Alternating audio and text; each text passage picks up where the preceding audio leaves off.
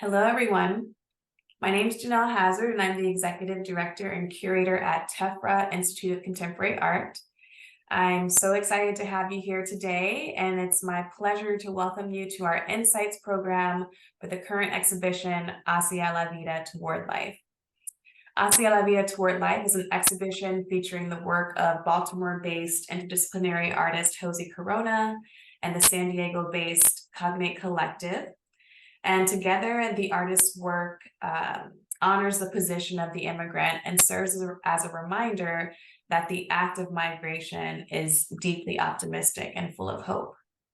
The exhibition is co-curated by myself and our associate curator, Hannah Barco, and this show is supported in part by Lidos, with special programming presented in partnership with the Mexican Cultural Institute and Reston Community Center. The Insights program itself provides an academic perspective of the work on view in the gallery from curators, academics, professors of major arts institutions and universities. And we love this series because it allows the audience to learn more about the work on view from a fresh perspective. And today we're thrilled to have our guest Insights speaker be Laura Roulet, who is an independent curator and writer. Before we begin, I'd like to say a generous thank you to Reston Community Center, to our board members. This program is sponsored tonight by Reston Community Center, and I also want to acknowledge the original stewards of the areas in which we gather, known today as Reston and Northern Virginia, and the surrounding areas in the Washington, D.C. region, which include the Piscataway peoples, the Manahoac peoples, as well as the diverse and vibrant Native communities who make their home here today. Now, to introduce our guest for today. Laura Roulet is an independent curator and writer specializing in contemporary Latinx and Latin American art. She was one of 5 international curators chosen for the citywide public art project 5 by 5, a major initiative sponsored by the DC Commission on the Arts and Humanities. She has organized exhibitions in Mexico, Puerto Rico, and the US, including the OAS Art Museum of the Americas, the American University Museum, Mexican Cultural Institute, Hillier Art Space, Washington Projects for the Arts, and many more. Recent exhibits and programming include the Eastern Front, Western Front, World War II photojournalism, Brian Reed and the Cross Current, and Come Back to Rockville. She was a mentoring curator for DCAC and the first mentoring curator for the Viz Arts in Rockville, Maryland. Laura is a frequent contributor to Sculpture Magazine. Her other publications include many catalog essays, encyclopedia entries, articles in American Art, Art Journal, Art Nexus, and the Book of Contemporary Puerto Rican Installation Art, and many more. Please join me in welcoming Laura Roulet. Right. All right. So I see the roots of this exhibit as basically the history of colonialism and the African diaspora, various diaspora movements. This is a famous drawing by Joaquin Torres Garcia, an Uruguayan artist from 1943. And with this drawing, Joaquin is flipping the north-south dynamics and in a very simple gesture, forcing us to kind of reevaluate the way that we automatically think of those dynamics. You can see that the ship that is there is a sort of colonial era ship, and he's pointing out the basic roots of colonialism, that as indigenous people were displaced, the New World was repopulated by immigrants. So the show is all about pointing out that basic fact that unless you're an indigenous person or Native American, you are an immigrant. Some were voluntary, fleeing usually horrible conditions, poverty, violence, religious or political persecution. Some involuntary, African slaves, European indigenous indentured servants, prisoners were dumped in the New World. So he is kind of this this map. The strong is referenced, I think, in Cognate Collective's balloons that we'll see later, and it's just sort of a good place to start. Hosey also references kind of reversal of global north, global south in terms of climate change. So the global north would be the big polluters, the industrial nations, North America, Europe, the ones that are contributing the most carbon to the atmosphere. The global south would be most of Central America and more the equator zone, more impoverished and causing a great influx of climate refugees. So the border crisis is now in the spotlight again. It's not a new thing. And a lot of people don't realize that some of these refugees are fleeing the conditions caused by climate change. So another big part of the diaspora movements were from Africa. I think that the concept of like syncretic religions is referenced a lot in this exhibit. So until the 20th century, the African diaspora was obviously involuntary, but African spiritual traditions survived in the New World in the form of syncretic religions. So examples would be in Cuba and Puerto Rico, Santeria, in Haiti, Vodou. Usually in the American South, it's called hoodoo. And the concept is that Africans who were sort of forced by Spanish Catholic colonizers to convert to Christianity recognized certain parallels between the Catholic saints and their spiritual, sort of figures. So, and a Haitian example would be like Izili Frida, who would be a correlate to the Madonna or the Madonna Doloroso in Mexico. And so this was a way to continue their own spiritual practices using the Catholic religion as kind of an overlay or a cover for that continuity and that ability to continue their spiritual traditions. So I'm using these as examples of sort of where I see this type of public art originating. So we have an image from a Carnival celebration. On the upper right, we have the Via Doloroso, the Passion Plays. And this photograph was taken in Silver Spring, Maryland. So these are traditions that are still practiced in many communities. And also public protest. So the civil rights movement, the feminist movement, gay rights, all of the liberation movements that emerged in the 60s and 70s and are still evolving and are still contested. All of these are contributing to the type of participatory kind of performative art that I'm seeing in the exhibit here. This is an example from Argentina, Victor Grippo. So this is 1972. This is an artist who was trying to create meaningful art under a brutal dictatorship.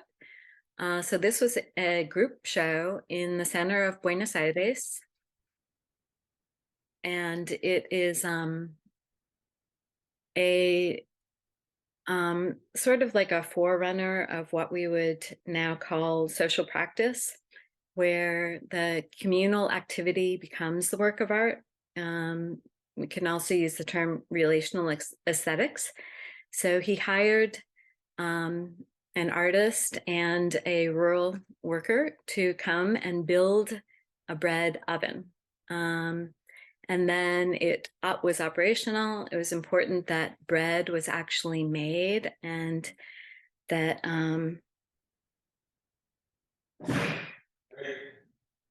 that the bread was shared with people. It was quickly shut down by authorities, but it was sort of a way of contrasting urban and rural existence, revaluing labor and traditional knowledge, a kind of like social engagement with an elemental, you know, activity of making food. So Ana Mendieta is a great example of an artist of the diaspora. She's Cuban. She was sent off the island of Cuba with her sister when she was just about to become 13. And they were displaced to Iowa, rural Iowa from Cuba, which was a really radical change for her and something that she kind of dealt with for the rest of her career. So she was raised as a Catholic, but used native Santeria rituals to make a connection with the culture that she was forced to leave. She uses her own body, so that is an image of her and doing a performance called Body Tracks. The Ñáñigo burial is referencing what she sort of remembered as a connection to Santeria on the island. This is an example of a Chicano art collective, ASCO. So again, we're back in the 70s. They used humor and the Chicano culture to sort of try to create space for themselves in the art world. And the LACMA, spray paint LACMA, was a way of kind of inserting themselves into an institutional art world that was rejecting them and not giving them space. They were kind of mocking the muralist movement with the like instant mural or the walking mural, Catholic traditions, the First Supper. So this was kind of a West Coast example of the sort of activist art movements that were happening in the 70s. So this is a little bit later. Guillermo Gomez Peña is Mexican-American. And this is also a performative work where he and Coco Fusco sort of created these characters, these kind of faux indigenous people, undiscovered Amerindians, and actually would set up a cage, and they were referencing like the dark history of like human zoos, but they were also kind of, I don't know, mocking the art world elite. A lot of people didn't really get what they were doing, and that was kind of surprising to them. So Coco Fusco later wrote that our original intent was to create a satirical commentary on the Western concept of the exotic, primitive other. Yet we had to confront two unexpected realities in the course of developing this piece.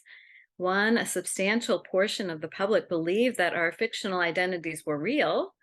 And two, a substantial number of intellectuals, artists, and cultural bureaucrats sought to deflect attention from the substance of our experiment to the moral implications of our dissimulation, or in their words, our misinforming the public about who we were.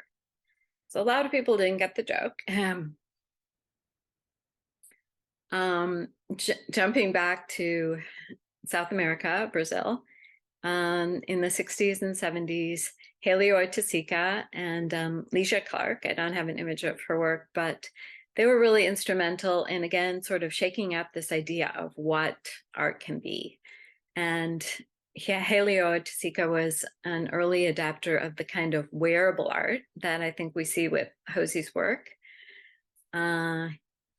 Here's an example from Puerto Rico of, again, body-based art using elaborate costumes and sort of sculpture to make statements. Freddie Mercado is dealing with the sort of discrimination against LGBTQ people in the Caribbean, in Puerto Rico, in sort of homophobic cultures. He deals a lot with gender fluidity and, constructs these really interesting, elaborate, movable, wearable sculptures. Nick Cave is another example of, he's referencing more the African American traditions along those lines, like Mardi Gras. He was just showing at the Guggenheim with his sound suits. And these, I think, like Hosey's work, are very colorful, attractive, they're really festive, kind of invite interaction in that way. So here's an installation shot from the gallery, and you can see Hosey's wearable sculptures, and also the beginning of Cognate Collective's installation, which involves public participation. Here we have another one of Hosey's sculptures and banners. So I think that both of them are referencing this kind of Catholic sort of New World version, more syncretic, a religion that's evolved in Mexico and in the Caribbean. These vinyl works create this sort of like permeable barrier between the gallery space and the public space. He is referring to, I think, climate refugees that are very much in the news, but sort of creating a kind of meditative connection with nature more than with the kind of hostile environment that we currently have at our border. So again, the emphasis in the exhibit was on immigration as a sort of hopeful gesture, a desire for a better life, which has been the case for centuries in North and South America. So they both use many different types of materials, formats. We have video, tapestries, these wearable sculptures, vinyl. And we also have this participatory, almost like a sort of altar. So these are the Cognate Collective artists who, Amy Sanchez Arteaga and Misrael Diaz, who are kind of activating the space in the opening with these prayer candles that they've created. So this is like directly referencing the kind of Catholic traditions, but by bringing it into the art space, it's kind of investing it as a spiritual place. It's sort of making it an active space. So when I was talking to the artists, Misrael mentioned that as a child, I guess, he had seen this public artwork, which was part of the Insight Festival in 1997. So Insight took place on the mostly Tijuana, San Diego border.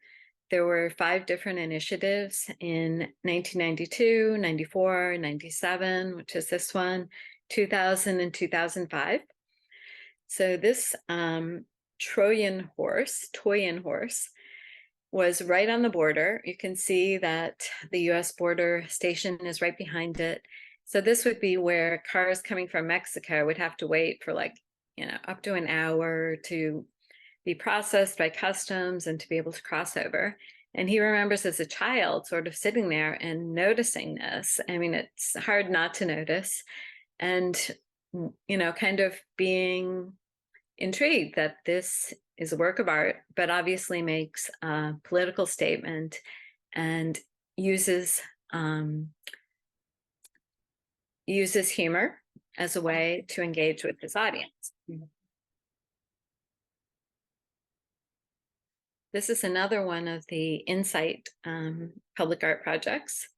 It's called One Flew Over the Void, sort of referencing One Flew Over the Cuckoo's Nest. It's also referencing the sort of permeability of the border, that it's just a flimsy fence in the beach, and that the sky is free and no one can control the sky. And you actually launched a human cannonball here to cross the border into the US. Here's another one by Alfredo Jar, The Cloud, which is also referencing the freedom of balloons and birds to just fly over the border and occupy the sky. There's an image of his. And this is another border project that influenced Cognate Collective. It's called the Repellent Fence, and this is perpendicular to the actual border between the US and Mexico. So it runs 1 mile north and 1 mile south of the border and intersects the border. So again, the freedom of the sky, which I think Cognate Collective is referencing here with their protest balloons, American Citizen, Ciudadanix, Americanix, and they are still in the gallery. So another participatory element. So I just wanted to sort of end on the kind of like helpful note that I think that the balloons project, is that this is a way, a sort of like playful way, but also has a serious political message, and a way of people to sort of carry that message out into the world with their balloons. All right. Laura, thank you again so much. It was wonderful to be able to dive deeper into the work in the exhibition through many of the connections you shared with us, the history and work from the African diaspora, from artists like Alfredo Har, the Post Commodity Collective, and other really interesting public art projects at the border. Thank you so much again, Laura, and thank you for sharing with all of us today. I'll close out by saying that the Hacia la Vida Toward Life exhibition is on view until May 21st. If you haven't had a chance to come by and check it out yet, please do. We're thrilled this year to have an extension of this exhibition at our annual Tefra ICA Arts Festival, where Josie Corona, who's one of the artists in the show, will provide a processional through the streets of Reston Town Center, where up to 30 performers, he will be joined by up to 30 performers in this performance. And the Tefra ICA Arts Festival is our largest fundraising event. It brings over 200 artists from across the country who exhibit their works in Reston Town Center. And we're really thrilled to have Josie joining us this year. And please stay connected with us on social media at Tefra ICA, and sign up for our newsletter to stay updated on all things Tefra ICA. Thank you to Arts Fairfax. Thank you to Virginia Commission for the Arts. Thank you to the National Endowment for the Arts. Thank you to Laura Roulet, and thank you to everyone for joining us today. Have a good one.